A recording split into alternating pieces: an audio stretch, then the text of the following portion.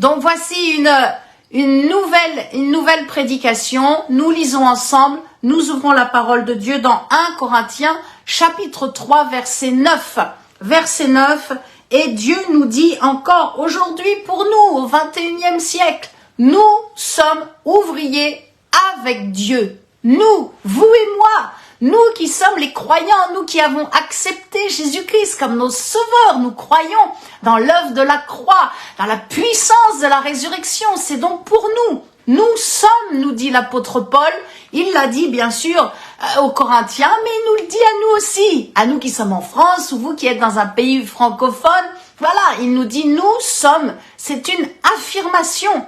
C'est une affirmation, il n'y a pas de doute. Si vous avez un doute, je crois qu'il est détruit en cet instant. Alléluia. Nous sommes, c'est une affirmation.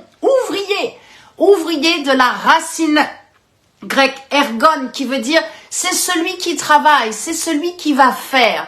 Mais là où vous allez voir, c'est une très puissant dans la racine du mot avec Dieu. Donc Dieu, évidemment, je ne vais pas développer, il n'y en a qu'un seul, c'est le Dieu d'Israël, le Dieu de la Sainte Bible, il n'y en a pas d'autre. Il ne s'appelle pas Krishna, il ne s'appelle pas Allah, il ne s'appelle pas Bouddha, je ne sais pas quel autre nom, c'est le Dieu, et c'est l'Éternel, c'est son nom. Et donc, ici, le mot avec, nous sommes ouvriers avec Dieu, la racine est son. Et son, ça veut dire nous sommes associés avec Dieu. Wow, c'est tellement énorme. Je suis qui, moi? Je suis simplement une femme. Oui, ok, je suis un peu grande. Je mesure 1m78, les amis. Voilà, les années passent, mais je suis qui pour être associé avec Dieu? Et peut-être vous vous dites ça, mais attends, Florence, non, c'est de l'orgueil, ça, on peut pas. Si, c'est ce que vraiment l'apôtre Paul, qui a écrit 80% du Nouveau Testament, nous dit. Et vous êtes un compagnon d'œuvre associé au Créateur, celui qui nous accorde le souffle de la vie, celui qui fait lever le soleil, celui qui fait que la montagne est basée, ne bouge plus. Nous sommes donc un compagnon d'œuvre associé avec le Créateur. Nous contribuons à la collaboration à l'œuvre de Dieu. Oh oh, il y en a qui vont dire, mais elle se prend pour qui celle-là? Mais c'est pas moi qui le dis, c'est la parole de Dieu, c'est l'apôtre Paul. Il dit en fait, oui, vous êtes une aide. Vous qui croyez en Jésus-Christ, nous sommes une aide à l'ouvrage de Dieu. Nous sommes une aide à l'ouvrage de Dieu. Je suis donc une associée. Vous pouvez vraiment le confesser avec moi si vous le croyez. Nous sommes donc un associé dans l'entreprise de notre Père Céleste. Waouh! Et là, on se dit, mais comment c'est possible? Simplement parce que nous sommes ses enfants. Alléluia! Amen! Alléluia! Parce que nous sommes ses enfants, en étant enfants de Dieu, en acceptant Jésus-Christ, son Fils unique, comme le sauveur de notre vie, nous devenons enfants, fils et filles de Dieu. Et à ce moment-là, Dieu nous accorde cet énorme privilège, cet énorme héritage. Nous sommes associés. Ce que nous faisons, nous le faisons avec Dieu. Nous sommes donc une aide dans ce qu'il fait. Il nous associe à ce qu'il fait. Il nous associe à son plan. Je vous ai dit, cela va vous booster, ça va émoustiller votre vie chrétienne. Waouh, waouh, waouh, waouh. On nous a tellement mis la main sur la tête pour dégringoler. Oh, il faut être humble, il faut s'aplatir. Oui, ok, on peut que être humble. Et je crois que vraiment sur cette prédication, vraiment une onction d'humilité descend sur nous. C'est obligatoire parce que nous nous rendons compte. Nous allons vraiment nous rendre compte que c'est Dieu qui fait tout. Ça, c'est sa grâce. C'est sa grâce. C'est pour cela que nous avons plus de valeur que ce que nous pensons. Amen. Alléluia. Vous pouvez le confesser avec moi si vous le croyez. J'ai plus de valeur que je ne pense. Quand j'étais en train de préparer cela, je réalisais, c'est vrai, l'importance de la transmission d'un héritage ou d'une entreprise, un père vis-à-vis de son fils. Combien de fois on voit des pasteurs aussi qui transmettent le flambeau à leur fils. Ils sont heureux. Combien de fois on lit dans la parole de Dieu, alors surtout dans l'Ancienne Alliance, mes amis, combien c'est important que le père transmette, hein. Isaac va transmettre. Alors il pense que c'est Ésaü, mais Jacob avait une telle violence et sa mère Rebecca savait que l'onction était sur Jacob. Alors elle a manigancé, hein, vraiment, voilà, elle a fait que Jacob a pris toute la ressemblance d'Ésaü et Jacob a reçu la bénédiction du Père. Très important de recevoir la bénédiction du Père. Et c'est ce que Dieu, notre Père céleste, je ne parle pas forcément de père ou de mère spirituelle, je parle de notre Père, notre Dieu, le créateur de notre vie. Eh bien, c'est lui qui nous fait associer. Oui, mes amis, nous sommes associés, ouvriers avec Dieu. Alors, évidemment, lorsqu'on parle d'ouvrier, on parle de travail, on parle de service. Il y a de toute façon une rémunération dans les deux cas. Mais je crois que dans le cas où nous faisons un travail, nous le faisons un petit peu par obligation, alors que lorsque nous venons pour entrer vraiment et vivre d'un travail vraiment dans le service, cet ouvrier avec Dieu qui va être heureux, qui va réaliser qu'il est un associé, eh bien, il va y avoir bien sûr des récompenses et il y a des manifestations par la puissance du Saint-Esprit qui vont être glorieuses. Donc, prenons l'exemple encore de Jacob, hein. Jacob qui a été travaillé chez son oncle Laban. Bon, il s'est fait un peu avoir, hein, comme on dit, s'est fait un peu rouler la tête par Laban. Il a été esclave quand même de son oncle pendant pas mal de temps. Mais lorsque nous réalisons que nous sommes associés avec Dieu, que nous le servons, que ce que nous faisons, nous le faisons avec lui, à ce moment-là, nous comprenons que nous sommes esclaves de Christ, mais que nous vivons des choses magnifiques. C'est ce qui s'est passé pour les disciples, les apôtres, lorsqu'ils ont vécu la multiplication des pains. Waouh, les disciples vont obéir à Jésus. On parle d'obéissance, puisque être associé, voilà, on est à deux, on avance, les choses se font, mais on les fait par obéissance. Et là, les disciples vont le faire. Jésus va dire, allez ramasser les morceaux qui restent. Il va pas dire, bon, allez les gars, hein, allez, bon, il reste un petit peu, allez, va falloir peut-être un peu ramasser. Non, c'est un ordre, ramasser, c'est le français impératif, hein, ramasser les morceaux qui restent. D'ailleurs, avec Jésus, il n'y a pas de perte. Amen. Avec Jésus, c'est l'abondance. Il va même rester 12 paniers. C'est la surabondance. Et avec Jésus, c'est la démonstration du miraculeux. C'est ça qui est glorieux. Alléluia. La démonstration du miraculeux.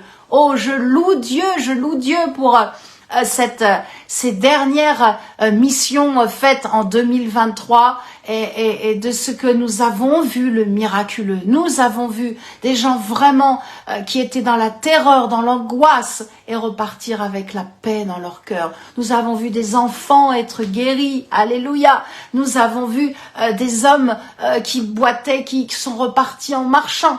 Nous avons vu vraiment la gloire de Dieu. Ça, c'est être associé avec Dieu. Et peut-être c'est votre cas aussi. Peut-être vous n'allez pas forcément sur le champ missionnaire. Moi, je suis appelée à être une évangéliste, donc Dieu m'envoie où il veut. Mais dans votre église locale, dans votre maison, l'église de maison, vous avez déjà des choses qui se passent. Vous avez déjà des onctions qui passent et vous voyez aussi l'abondance parce qu'avec Christ, c'est l'abondance. Amen. C'est pour ça que je crois vraiment dans ce que je vais vous dire. C'est quelque chose de très puissant.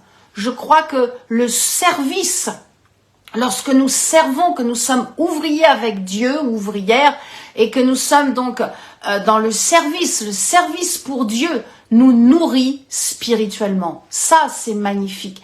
À chaque fois que nous sommes associés avec Dieu, cela nous nourrit spirituellement et cela nous fait émoustiller notre vie chrétienne. Alléluia! Il y a des fois, je suis là, je regarde sur Facebook et je me dis, tiens, mais pourquoi lui il fait ci, pourquoi il fait ça? Mais peu m'importe, il est ouvrier avec Dieu. Il fait ou elle fait ce que Dieu lui demande de faire et d'accomplir. C'est ça qui est glorieux. Amen. Dieu nous a donné cet exemple au niveau de notre corps. Et ça, c'est merveilleux de voir que, oui, il n'y a pas que les évangélistes.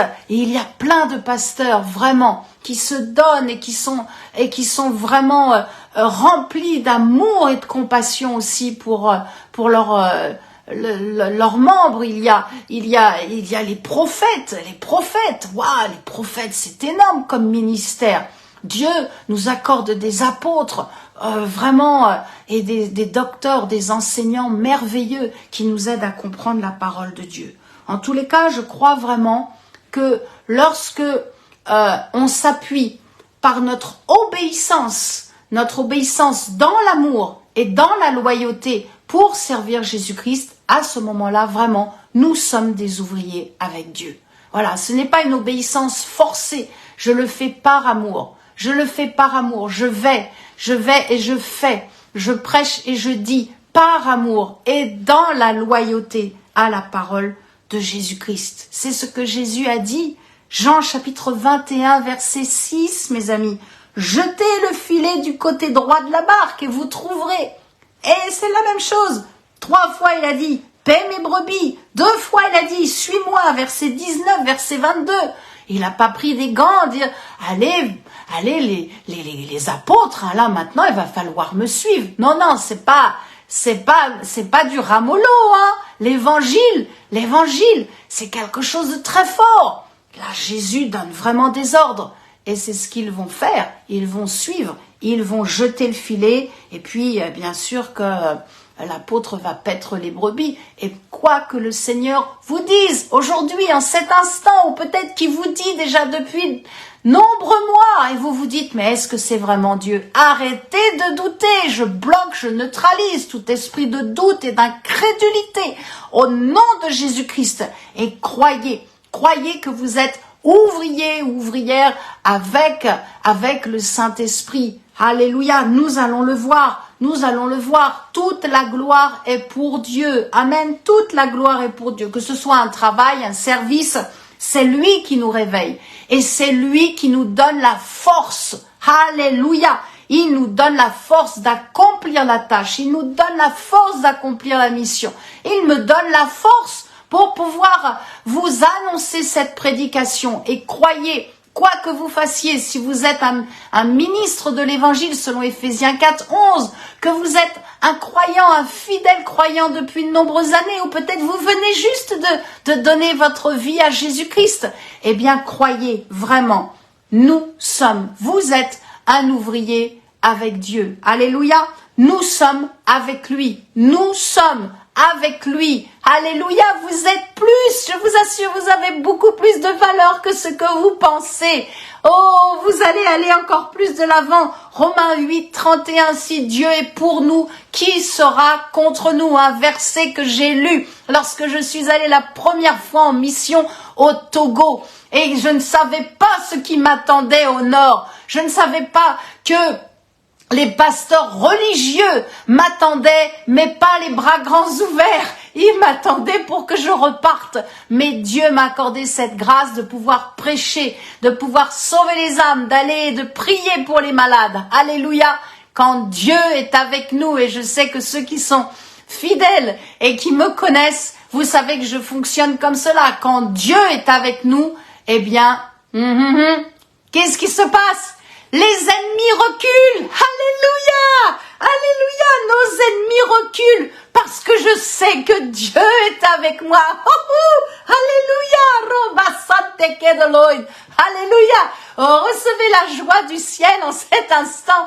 Quand nous avons la certitude, j'ai la certitude, je travaille avec Dieu, je sers mon Dieu de tout mon cœur, je lui obéis avec foi, je lui obéis parce que je l'aime, parce que je veux marcher dans la loyauté. À ce moment-là, mes ennemis reculent. Alléluia. Mes ennemis reculent. C'est pour cela qu'il est important, mes amis, de marcher dans la lumière. À chaque fois que nous marchons Toujours, en ayant conscience de cela, nous marchons dans la lumière. Et qu'est-ce qui se passe? Oh, une pensée qui nous traverse l'esprit, une pensée d'incrédulité, une parole peut-être qui est dite, mais allez, un peu trop dure, un peu trop sèche. Allez, quelque chose qui vous blesse et vous n'arrivez pas encore à pardonner. À ce moment-là, il n'y a plus rien. Tout est anéanti. Ça passe parce que le sang de Jésus nous purifie. Le sang de Jésus nous a justifiés. Alléluia. Le sang de Jésus lave tout ce qui est mauvais, tout ce qui vient et qui n'est pas dans la sainteté. Ça, c'est glorieux. J'aimerais tellement qu'on prêche cela. En tout cas, j'espère au sein de la famille RFC qu'on prêche la puissance du sang de Jésus qui nous lave parce que Dieu ne retient plus d'accusation contre vous. Vraiment, soyez libérés. Oh, je prie en cet instant. Morabana Sante, Saint-Esprit, merci. Merci de passer et d'agir en cet instant, mon ami, afin que tout ce qui est d'accusation, de condamnation dans l'âme de mon frère, de ma sœur, soit maintenant définitivement chassé, annulé. Je poursuis cet esprit en cet instant. Au nom de Jésus-Christ, je le lie et je le chasse dans les lieux arides, là où est sa place. Dans le nom de Jésus-Christ, je proclame votre âme libérée et votre âme réconciliée avec Dieu le Père et dans une foi totale, une confiance en Dieu. Une confiance en Dieu totale. Alléluia. Que la paix de Dieu descende dans votre cœur, dans votre âme, et que vous ayez la certitude que quoi qu'il se passe, qui n'est pas selon la pureté de Dieu, la pureté du Saint-Esprit, tout cela est couvert du sang de Jésus, et Dieu ne voit que le sang de Jésus. Alléluia. Amen. Peut-être vous dites, mais je ne fais pas assez. Moi aussi, ça m'arrive. Des fois, je me dis, mais je ne fais pas encore assez. La journée est passée, j'aurais dû faire plus. Mais au même moment, le Saint-Esprit vient et le Saint-Esprit me dit, Florence, la route est longue, il y a encore beaucoup de choses à faire.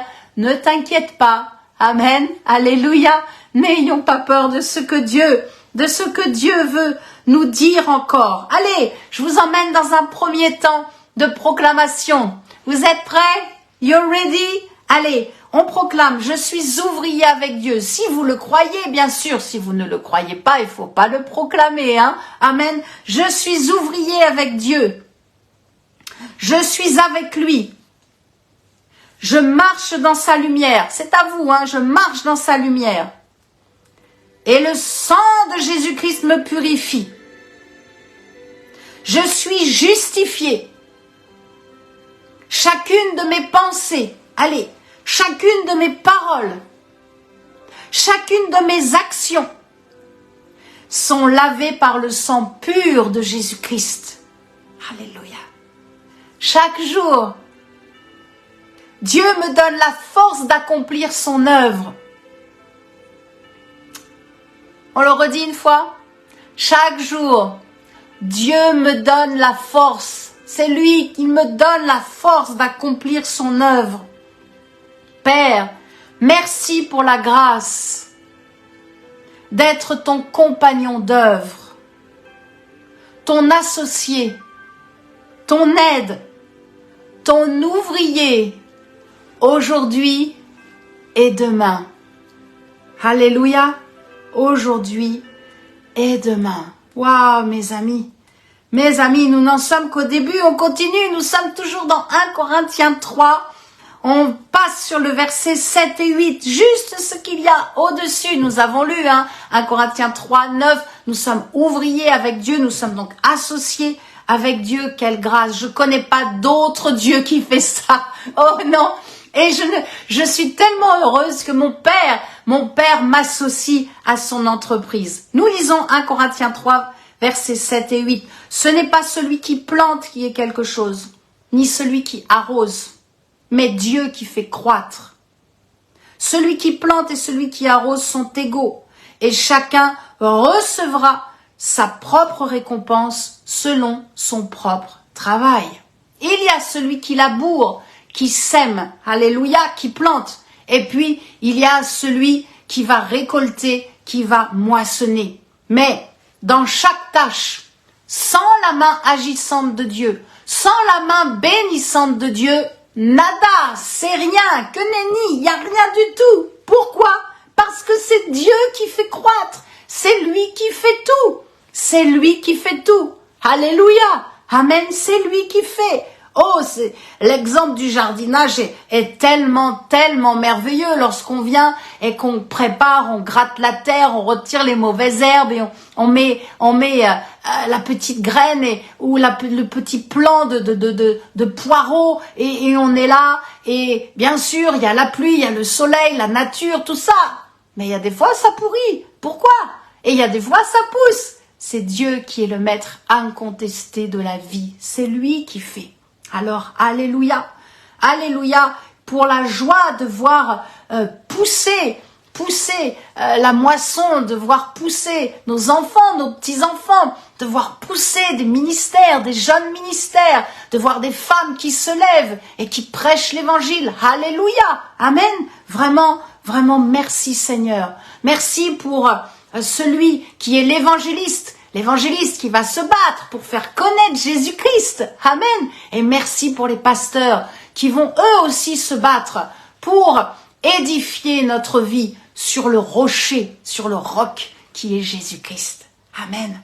Alléluia pour celui qui sème et alléluia pour celui qui récolte le fruit de la semence. Parce que c'est Dieu qui agit dans les cœurs par son Esprit Saint, pour convaincre, anakazo, vous savez, anakazo, cette racine du mot convaincre, et non contraindre, ça c'est le religieux, mais nous convainquons, alléluia Jésus, et il libère bien sûr l'onction de la repentance, ça vient réveiller, le Saint-Esprit va réveiller la conscience, va activer la turbine de la foi, amen, pour la conversion, pour la nouvelle naissance, pour l'appel au ministère et aussi pour la consécration et l'ordination.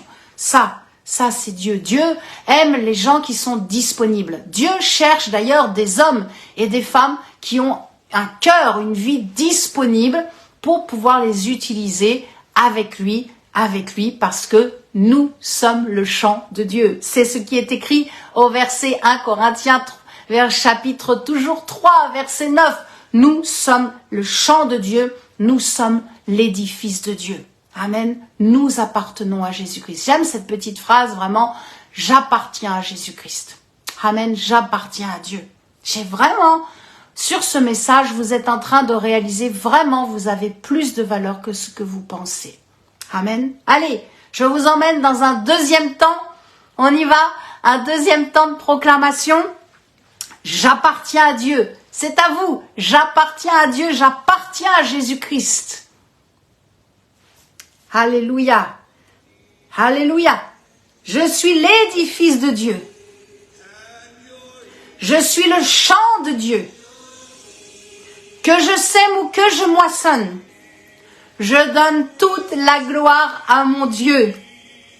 Car c'est lui qui fait croître. Amen.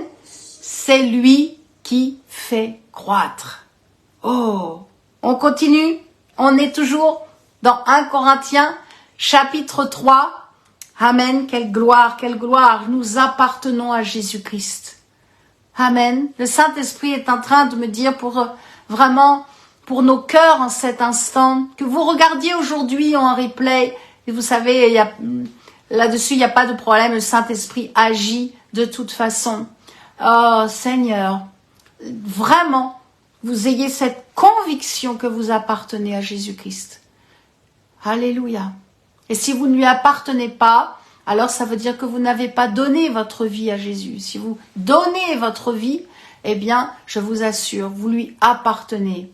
Et quoi qu'il arrive, vous allez vraiment être un édifice avec Dieu, un édifice de Dieu. Vous êtes vraiment un ouvrier avec Dieu, un associé avec Dieu.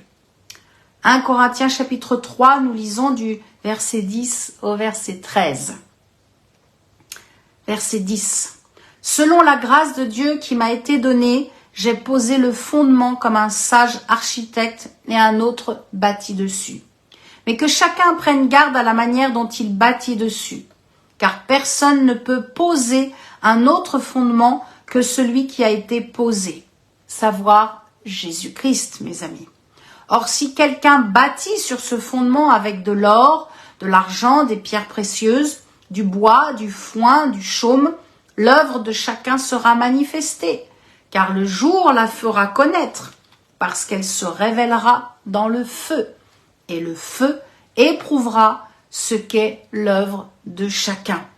Un seul fondement, Jésus-Christ. Et il n'y en a pas d'autre. Si vous venez me présenter autre chose, je vous dirai, je n'en veux pas. Il n'y a qu'un seul fondement, c'est Jésus-Christ. Je me souviens lorsqu'on a fait construire la maison, j'aime cela. Je suis une bâtisseuse. Vous allez me dire, oui, c'est normal, tu es une évangéliste. Oui, j'aime voir vraiment le travail du Saint-Esprit. Mais lorsque nous avons fait construire la maison, il y avait les différents artisans. Il y avait ceux qui passent en premier, ceux qui font les fondations, les maçons, le menuisier, le charpentier. Enfin voilà, tous ces corps de métier, le plombier, l'électricien. Enfin, il y en a beaucoup pour construire une maison. Le carreleur. Enfin voilà, il y a beaucoup d'artisans qui passent. Mais celui qui m'a vraiment marqué, l'artisan et le poste vraiment qui m'a le plus impacté, c'est celui qui a fait les fondements. Celui qui vient avec le bulldozer, qui fait le trou et qui fait les fondements, qui place comment ça s'appelle, la ferraille, qui passe la ferraille, qui fait ses petites tranchées. Et il y a eu un plan avant et voilà, ça commence, ça démarre, on voit. C'est énorme. Et après, waouh, mes amis, la toupie de béton. Ah, j'aime ça. Quand la toupie de béton arrive et le béton est coulé. Et là, il faut attendre. Il faut attendre. Oh, c'était dur pour moi parce que les évangélistes, souvent, ils sont très impatients. On voudrait voir après. C'est vrai qu'on a hâte de voir la porte, les fenêtres, tout ça. Mais la fondation, lorsque la fondation est solide, la maison, parce que ce qui vient après, ce sont les maçons. Tout de suite, les maçons arrivent d'ailleurs. Ce sont les maçons qui font un énorme travail. Ce sont les maçons qui font vraiment et qui mettent tout l'édifice, vraiment. Mais les fondations, waouh, c'est puissant. C'est puissant. C'est pour cela, ne vous inquiétez pas. Peut-être vous attendez un miracle dans votre vie, le mariage, peut-être vous attendez une guérison, peut-être vous attendez une consolation, peut-être vous avez un projet, peut-être vous avez même un projet de construction, de maison, d'appâtame, je ne sais. Croyez, Jésus-Christ est dans votre vie, alors Dieu va le faire. Dieu va le faire. Nous sommes ouvriers avec lui. Puisque vous avez mis en fondement dans votre vie est basée sur le roc, le rocher. Le rocher n'est pas Monaco dans ma vie, oh non. Le rocher, c'est Jésus-Christ. C'est Jésus-Christ. Jésus-Christ.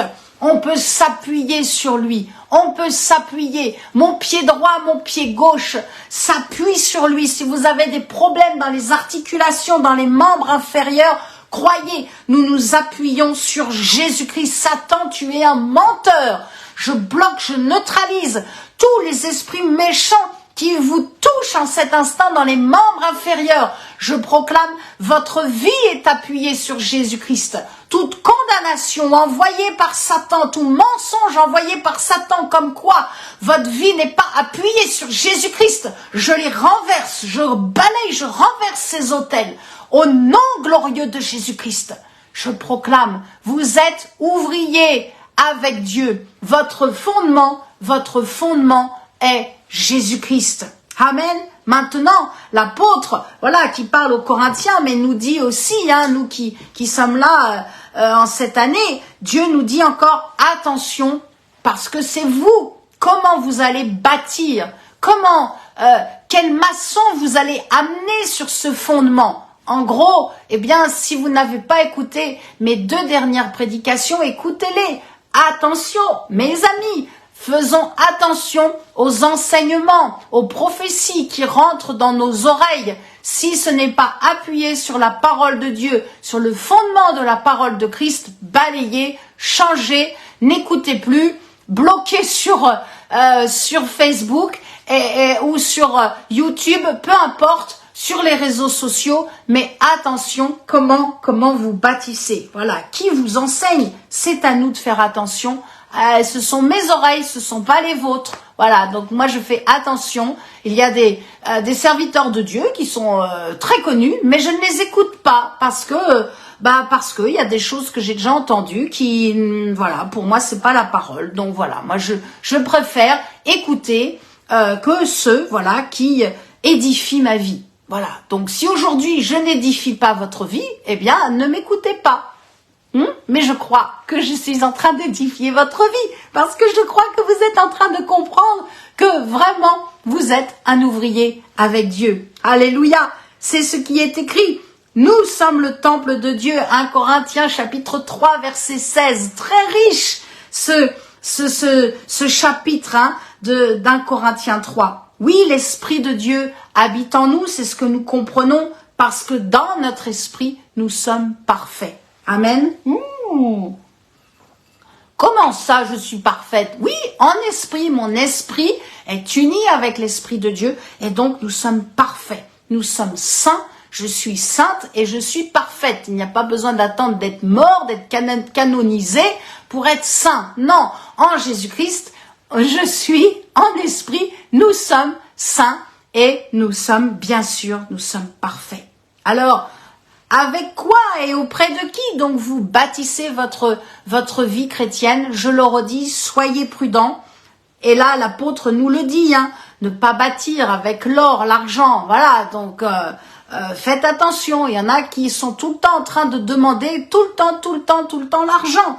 Il y a un problème. Laissez la parole de Dieu, laissez le Saint-Esprit travailler les cœurs. Et les gens qui sont touchés, eh bien, viendront pour semer dans votre ministère. N'ayez aucun doute, parce que sinon, le voleur va passer. Donc, ne bâtissez pas avec le bois, le chaume, le foin, parce que ça aussi, ça brûle.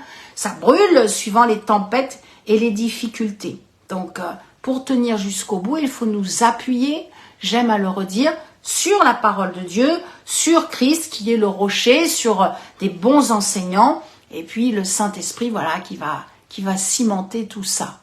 Amen. Le feu, donc, éprouve nos œuvres, qui, bien sûr, est le fruit de notre service, de notre amour pour Jésus-Christ, et de là vont découler des récompenses. N'oublions pas, nous allons avoir des récompenses. L'apôtre Paul nous dit, si cela demeure, il n'y aura pas de récompense, les œuvres seront consumées. Alors, ce n'est pas la perte du salut, ne mélangeons pas tout, je ne suis pas une enseignante, mais voilà, nous devons aussi quand même comprendre ce que l'apôtre nous dit, tu ne perds pas ton salut, mais tu vas perdre des récompenses, voilà, des récompenses éternelles. Versets 14 et 15, si l'œuvre bâtie par quelqu'un sur le fondement subsiste, il recevra une récompense. Mais si l'œuvre de quelqu'un est consumée, il perdra sa récompense. Donc pas le salut. D'ailleurs, l'apôtre Paul le dit. Pour lui, il sera sauvé, mais comme au travers du feu. Donc le salut n'est pas perdu. Attention, quand même, il faut aller très loin pour perdre son salut. Donc là, c'est vraiment une perte de récompense. Donc visionnons grand, je vous encourage. Allez, visionnez grand. Croyez, nous avons un Dieu qui est grand. Nous sommes nés pour la grandeur. Nous sommes faits pour étendre encore nos cordages. Alléluia, gloire à Dieu. Amen. Et je crois vraiment que nous avons plus de valeur que ce que nous pensons. Et je crois qu'après cette prédication, vous allez réaliser, waouh, j'ai vraiment plus de valeur que ce que je pensais avant, au début, d'écouter l'évangéliste et d'écouter la parole de Dieu. 1 Corinthiens 3, et je finirai avec cela, mes amis, aujourd'hui, versets 21 à 23. Verset 21, que personne donc ne mette sa gloire dans des hommes, car tout est à vous. Amen. Waouh! L'apôtre nous rappelle, tout est à vous, soit Paul, soit Apollos, soit Céphas, soit le monde, soit la vie, soit la mort, soit les choses présentes, soit les choses à venir. Et il le redit, au cas où on n'aurait pas entendu avec l'oreille droite, il faut entendre avec l'oreille gauche. Tout est à vous. Et vous êtes à Christ et Christ est à Dieu. Dieu est bon. Dieu nous dit et Dieu nous rappelle encore, tout est à vous. Donc, comme le dit l'apôtre Paul à son fils spirituel, Timothée, ne soyons pas des ouvriers qui rougissent, ne soyons pas des ouvriers qui ayons honte de l'évangile, mais soyons, comme il le dit dans 2 Timothée chapitre 2 verset 15, des dispensateurs de la parole de Dieu avec droiture et avec vérité. Amen. J'aime ce mot, je vous en reparlerai, vraiment d'être un dispensateur. Amen.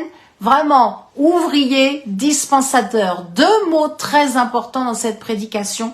Des dispensateurs de la parole de Dieu, droitement ou avec droiture et avec vérité. Dernière proclamation. Allez, c'est la 3e.